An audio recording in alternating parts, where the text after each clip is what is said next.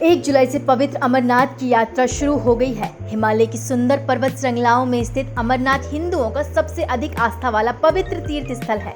इस यात्रा में आस्था का सैलाब उमड़ रहा है। अमरनाथ यात्रा हर साल जून जुलाई के महीने में शुरू होती है, जो शिव भक्तों के लिए बहुत महत्व रखती है। बालटाल और पहलगांव इन दोनों रास्तों से होने वाली इस यात्रा में अत्यधिक कठिनाइयों के बावजूद यात्रियों में बाबा अमरनाथ के दर्शन करने को लेकर भक्तों में काफी उत्साह दिखाई दिया। चेकिंग पॉइंट पर भक्तों की लंबी लंबी कतारें नजर आई। यात्रियों का मानना है उनके मन में कम से कम जीवन में एक बार बाबा अमरनाथ दर्शन करने की इच्छा थी, उसी को पूरा करने वहां आए हैं। हमारे संवाददाता ने यात्रियों से बात कर जानी उनके मन की बात। आइए देखते हैं सहारा समय संवाददाता सुनील साहू की एक खास रिपोर्ट। सेवा भाव का दूसरा नाम अमरनाथ यात्रा प्रारंभ हो चुकी है। इस वक्त हम मौजूद हैं बालटाल कश्मीर में और यहाँ यात्रा शुरू हो चुकी है।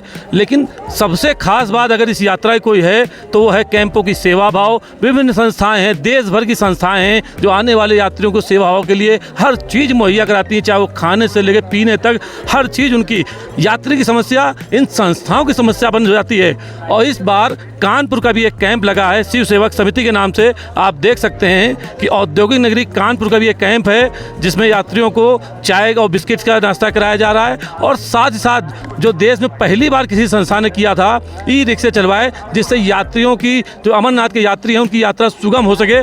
आइए जानते किस उद्देश्य के साथ आपने शुरू किया ये संस्था पे आपने? ये संस्था हम लोगों ने 2003 में शुरू की थी और हम लोग निरंतर प्रयासरत थे कि हम लोगों को अमरनाथ श्राइन बोर्ड से डायरेक्ट परमिशन मिले और हम लोग उसके लिए काम कर पाएँ। और 2022 में जाके हम लोगों को ई रिक्शा की सेवा करने को मिली। हम लोग 5 ई रिक्शा सेवा लेके आए थे जो 3.25 किलोमीटर की यात्रा को जो है सुगम बनाती है। उसमें हम लोगों को इस साल भी 5 ई रिक्शा और 2 सरप्लस 7 ई रिक्शा हम लोगों को मिले।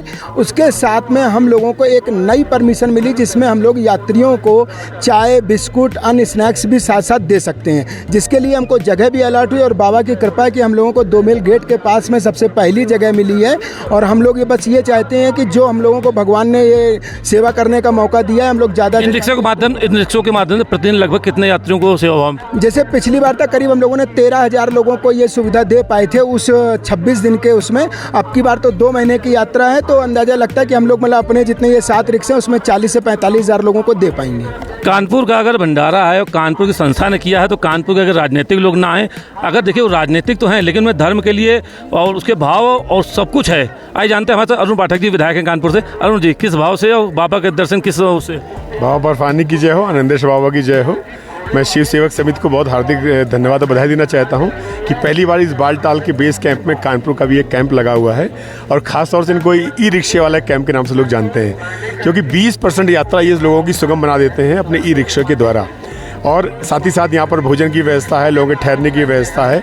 और जिस प्रकार से पूरी टीम, इसमें मनोज जी हैं, अनिल जी हैं, मतलब बहुत सारे लोग, हमारे शिवराम सिंह जी, हमारे पूर्व और अभूतपूर्व विधायक रघुनंदन भदौरिया जी हैं, सब लोग मिलकर यहाँ पे सेवा कर रहे हैं। मैं कल से यहाँ पे हूँ और इनके कारण मुझे भी बाबा बर्फानी के दर्शन करने का सौभाग्य प्राप्त हो रहा है। मैं पूरी समिति को दिल की गहराइयों से कानपुर की जनता की तरफ से हार्दिक बधाई देना चाहता हूँ कि उन्होंने इतना शानदार काम इस कानपुर की पहचान पूरे भारतवर्ष में बनाने का प्रयास किया है। कानपुर की पहचान बनी ई रिक्शों के माध्यम। हमारे साथ पूर्व विधायक रघुनंदन भदौरिया जी हैं जो कैंट से विधायक हैं। रघुनंदन जी, ये जो ई रिक्शे की सोच रही, आपको लगता है कि आपकी पहल के बाद कुछ अन्य संस्थाएं भी इस पर आगे बढ़ रही हैं, ऐसा कुछ हुआ?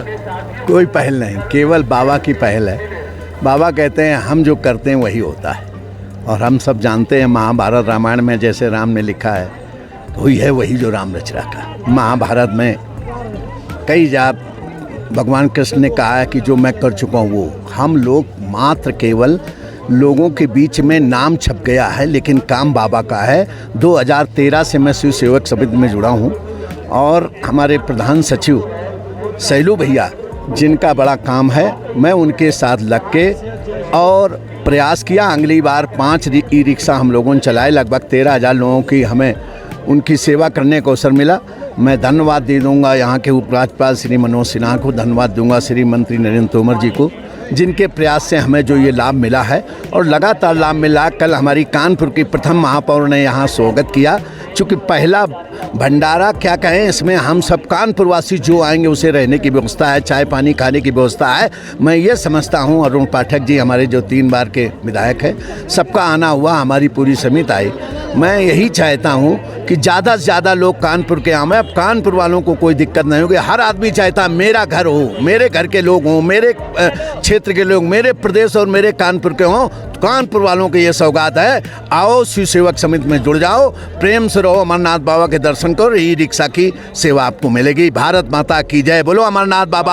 आप यहाँ सेवा कर रहे हैं, क्या अनुभव पाया आपने अभी तक? देखिए, हम लोग लगातार 2003 से समिति चल रही है और हम लोग सेवा करते आ रहे थे। अभी तक हम दूसरे संस्थाओं से जुड़ के सेवा करते थे, बट पिछले साल से हमारी ई रिक्शा सेवा चालू हुई। इस साल से हम लोगों ने साथ साथ रुकने की और खाने पीने की व्यवस्था की है। तो अभी तक दूसरी संस्थाओं से करते थे, लेकिन औद्योगिक नगरी कानपुर का भी अपना कैंप है, भंडारा है, लेकिन जो पहचान बनी पूरे देश के यात्रियों में, अन्य संस्थाओं में, तो वो रही ई रिक्शा की। और कहीं ना कहीं यह ई रिक्शा धूम मचा रहे हैं। भूखे को अन्न, प्यासे को पानी, जय बाबा बर्फानी। कुछ इसी भाव से आज अमरनाथ की यात्रा प्रारंभ हुई। बड़ी संख्या में देश भर से यात्री यहाँ पहुँचे हैं। आप देख सकते हैं कि कितनी लंबी संख्या में लाइनें लोग जा रहे हैं लगातार।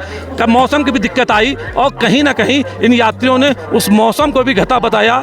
देख सकते हैं सर्दी यहाँ प्रचंड है, साथ ही साथ बीच बीच में रुक रुक कर बारिश भी हो रही है, लेकिन कहीं कोई बाधा नहीं आई, कोई बाधा इन्होंने मानने को नहीं। कहीं ना कहीं इनके मन में है कि बाबा शिव से मिलना है, बाबा शिव के दर्शन करना है, और यही इनकी आस्था जो हर दुर्गम चीज़ों और समस्याओं को सहजता बनाती चली गई। कुछ यात्री हमारे साथ मौजूद हैं, यात्रा करने आई, इतनी दिक्कतें हैं मौसम की, उसके बाद भी यात्रा कर रही, क्या अफसोस थी आपकी? बस दर्शन करने की इच्छा थी, तो इसलिए बस बाबा जी के दर्शन करने जा रहे हैं। बस सबके दर्शन सफल हो, अच्छे से वापस आ जाए। दर्शन करने की इच्छा थी, क्या मांगेंगी बाबा शिव का जब दर्शन करेंगे, क्या मांगेंगे आप? बस बाबा से हर साल ये सोचती हूँ कि बस हर साल मेरे को बुलाएं और अपने दर्शन दे। बाबा से बुलाएं और दर्शन दे।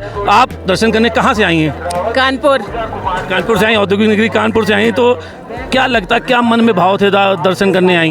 बस एक बार जाना था ये सोच के, जय बाबा बर्फानी, जय हो बाबा बर्फानी। कहीं ना कहीं यहाँ मौसम की कोई दिक्कत नहीं है, अन्य समस्याएं कोई दिक्कत नहीं, रास्ता दुर्गम है, लेकिन इनके मन में है बाबा भोलेनाथ के दर्शन करना और अमरनाथ दरबार में जाके अपना मत्था टेकना। सही कहा है किसी ने, आस्था के आगे सब कुछ बेकार है, आस्था के आगे कोई समस्याएं नहीं है, आस्था के आगे कोई विघ्न काम नहीं आते हैं और आस्था ही आखिरी में जीतती है। सुनील साहू, बालटाल, कश्मीर।